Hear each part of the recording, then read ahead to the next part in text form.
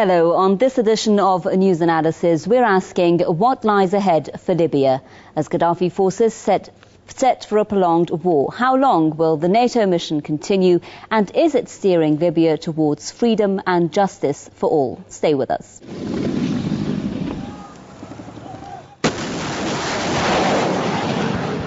Fierce fighting rages on for the capture of the last strongholds of the former fugitive ruler Muammar Gaddafi. Revolutionary fighters are facing stiff resistance from the remnants of the former regime, who are holed up in 3 areas: the town of Bani Walid, the city of Sahba, and Gaddafi's hometown Sirte, which has been under heavy fire from the revolutionaries. Today, Gaddafi started attacking the same area again. Maybe just to make it impossible for this ceasefire, or maybe he's thinking that we are still in this area. A tank now belonging to the revolutionaries rolling towards Sirte.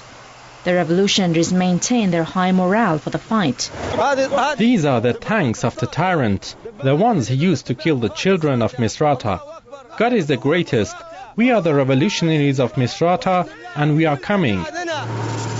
The whereabouts of Gaddafi and his son Saif al-Islam are still unknown.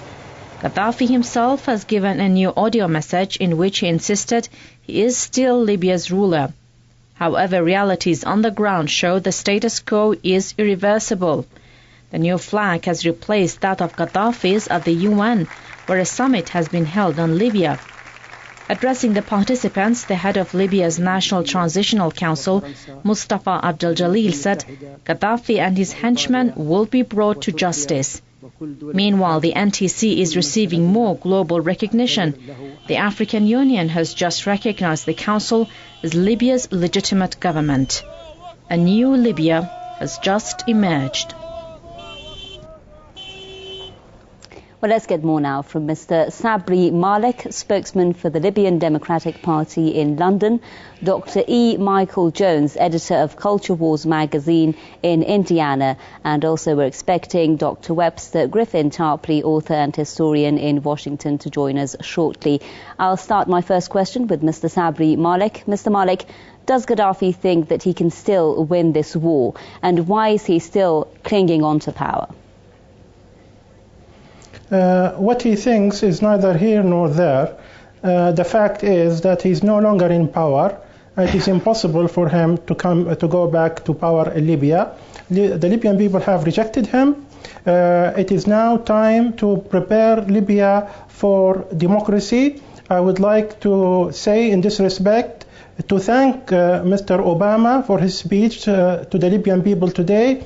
And we'd like to say, I'd like to say as a representative of the Democratic Party, that we are ready to work very closely with Mr. Ian Martin, the United Nations Special Envoy to Libya, to establish the democracy in the country.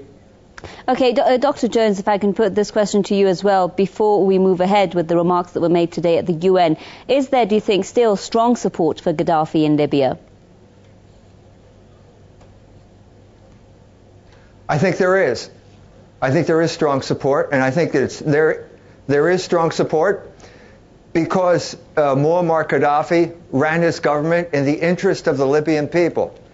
And I think that the Libyan people are in for a big surprise when this NATO-backed junta takes over the country and starts running the country in the interest of international capitalism and the international banking establishment. I think they're in for a rude awakening. Okay, Mr. Malik, speaking now about what was said at the UN, Mr. Jones there making it clear his view of what the NATO role is in Libya. Well, in his speech at the UN, Obama said that the humanitarian mission, in his words, in Libya was one which was supported by much of the international community and was the right thing to do. Now, critics would raise questions, though, about the upholding of the UN Charter, for instance, for settling disputes by peaceful means, and also the concept of sovereignty for Libya. How relevant do you find these kinds of arguments?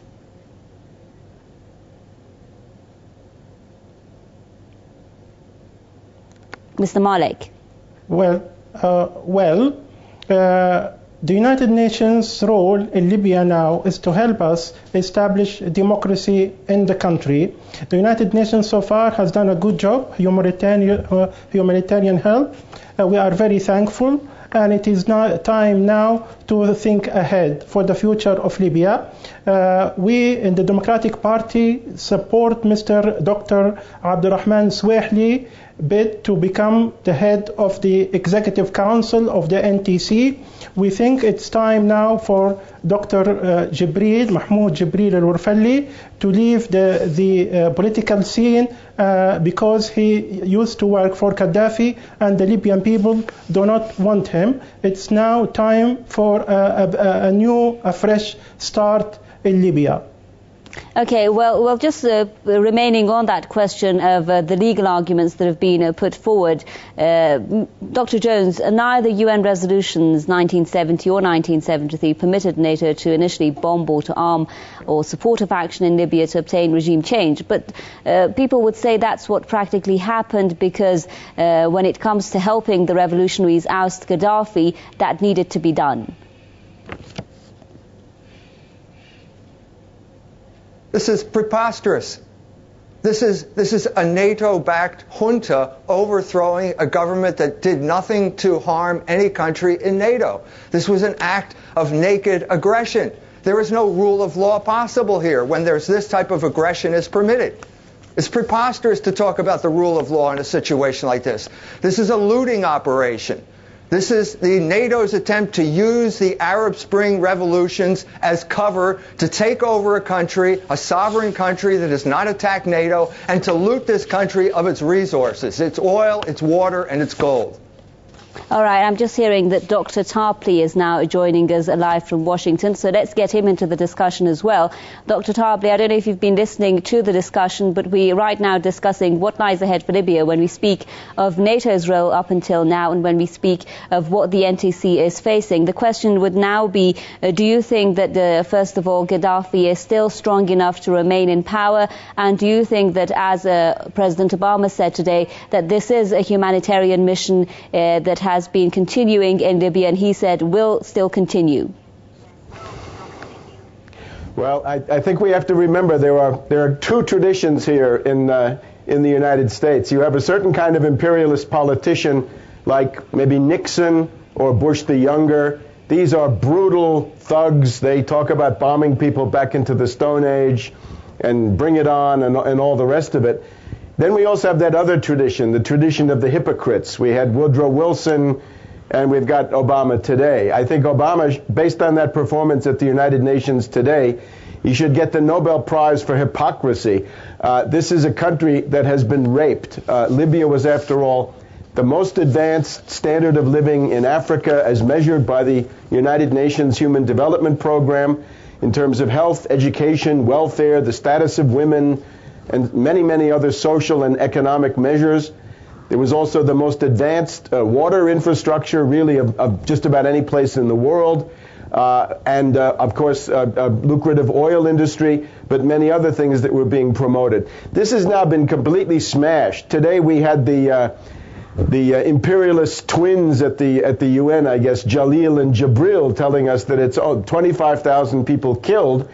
And what you've got now is a yoke being imposed by the likes of Belhaj, also known as Hassadi and Salabi and people like this. These are simply Al-Qaeda terrorist fighters and other foreign fighters that have been brought in. There are still massacres of black Libyans and black Africans that are ongoing.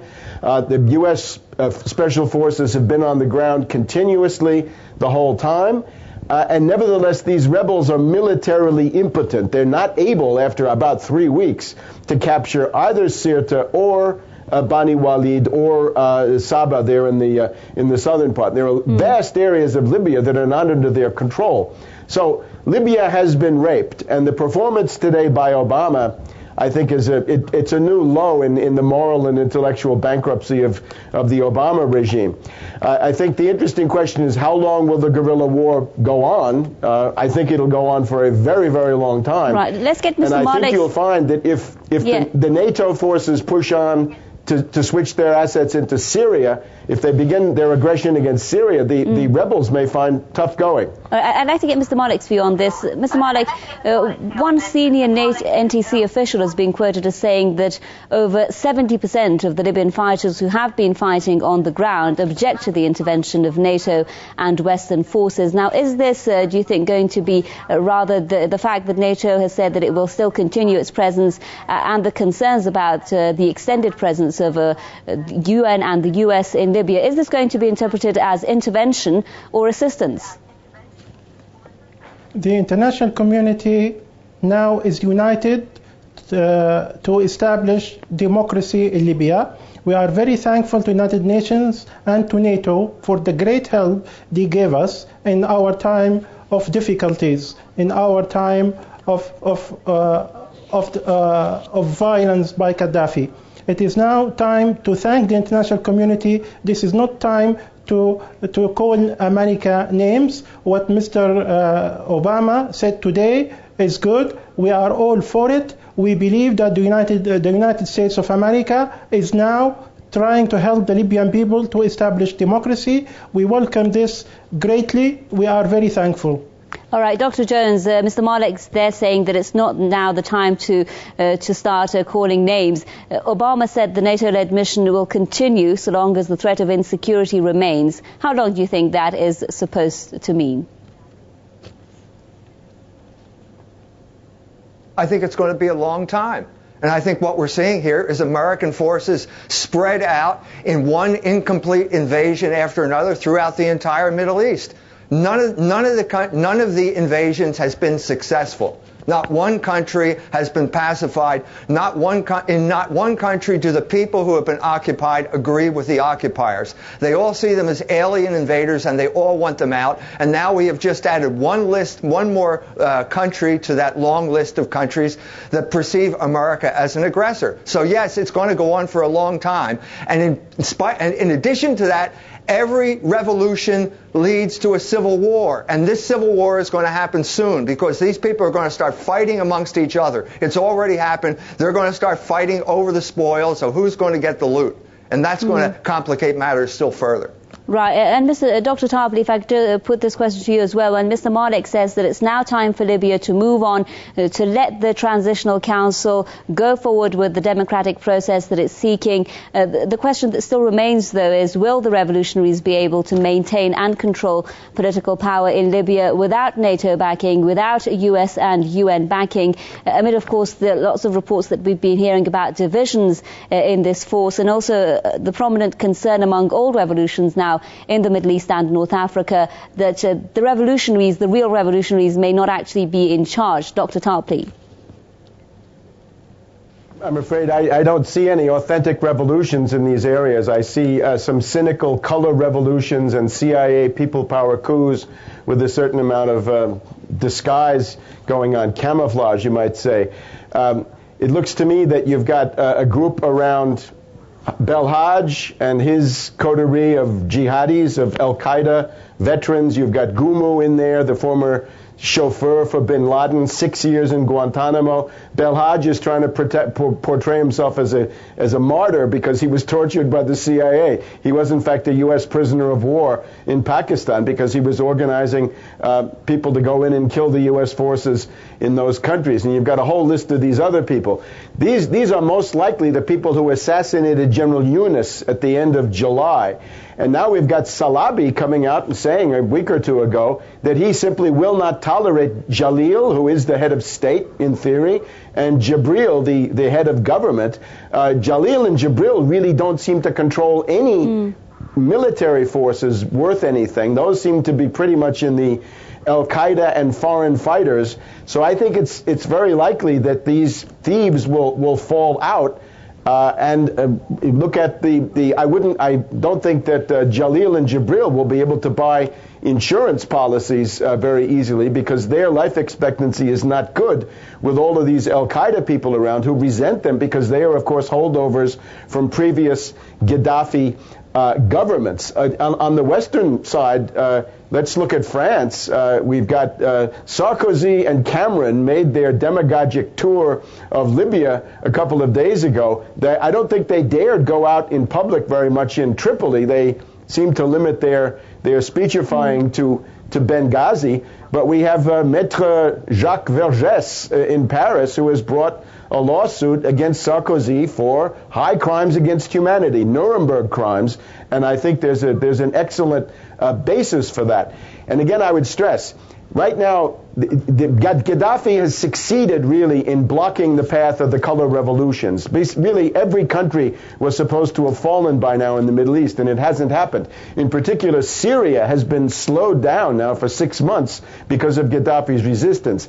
I think the U.S. and the British are getting desperate about Syria. If they decide to go for an attack on Syria soon, it will mean that a lot of the military resources that are now in the central Mediterranean will be moved to the eastern Mediterranean, and at that point, we'll see that this rebellion owes very little to these fighters on the ground and just about everything to the NATO bombing. The story that it's an authentic revolution of the Libyan people is, of course, absolutely absurd. Right. This is the NATO bombers, the NATO warships, the European officers, the U.S. and other special forces that did it all. And really the role of these fighters is some fighting, but mainly to be photographed by Al Jazeera. Okay, I'd like to refer to something you said in the beginning of your remarks, Dr. Tarpley, and put that to Mr. Malik. A lot has been said, Mr. Malik, about the internal divisions in the NTC, those against the NATO accusing the pro-Westerners, so to speak, of stealing the revolution in their words.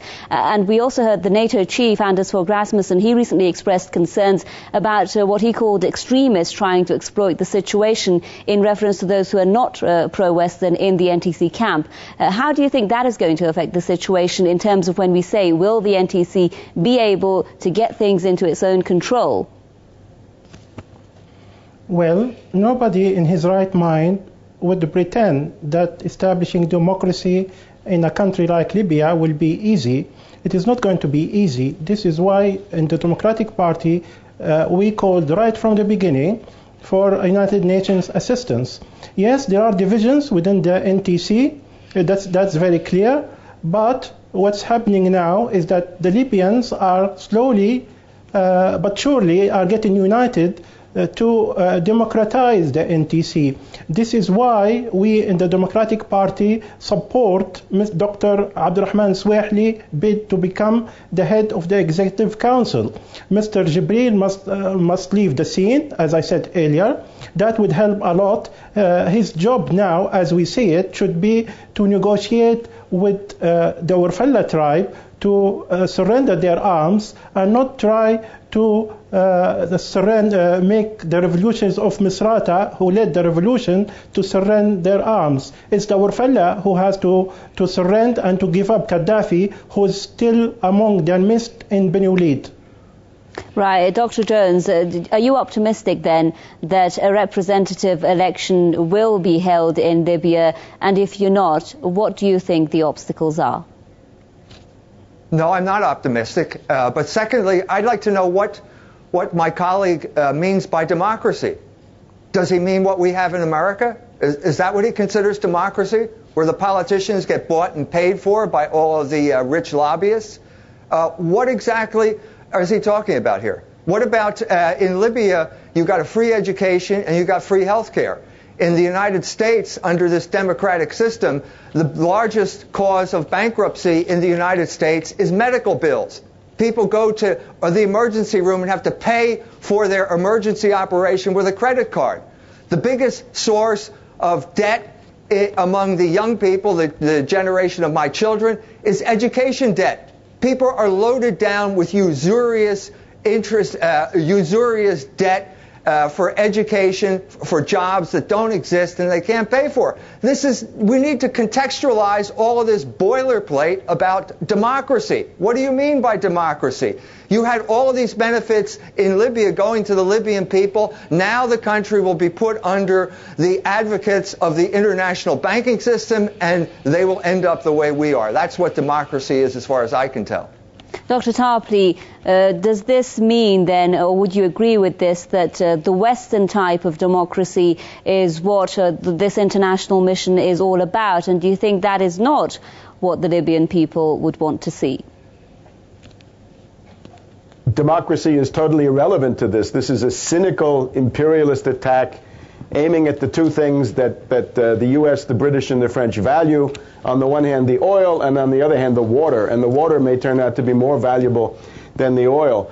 Among these delegations that have come, we've seen, people like Bernard-Henri Lévy, the philodoxer of France in the entourage of Sarkozy. But very sinister, we've seen the people from the International Monetary Fund and the World Bank. And their contact man seems to be this guy, Tarhouni, the finance minister of the rebel council.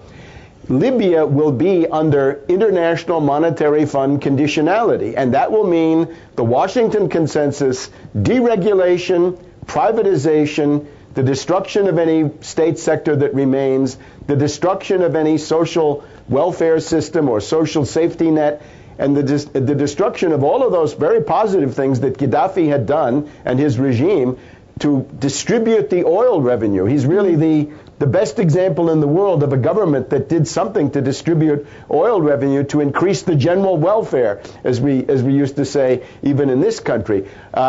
As the IMF yoke is imposed, when people find that they're not going to be able to go to college, that they won't have a family allowance, that they can't buy a house, thanks to the fact that this will all be dismantled, because this is what the IMF always does, I think you'll see an even greater backlash against these IMF and NATO agents that are presently running the show. So I think that the future, once again, is protracted guerrilla warfare, urban guerrilla warfare, and depending on the fortunes of war in other theaters, the Eastern Mediterranean looms large because of Syria on the one hand, and also because of the Israeli-Palestinian question that may also heat up. That may siphon off some of these NATO resources, and then you'll find if the rebels are left on their own, I don't think they could last for more than a month. Okay, we've only got 1 minute and a half left of the program. Let's put this question to Mr. Malik as well. Mr. Malik, when we are speaking of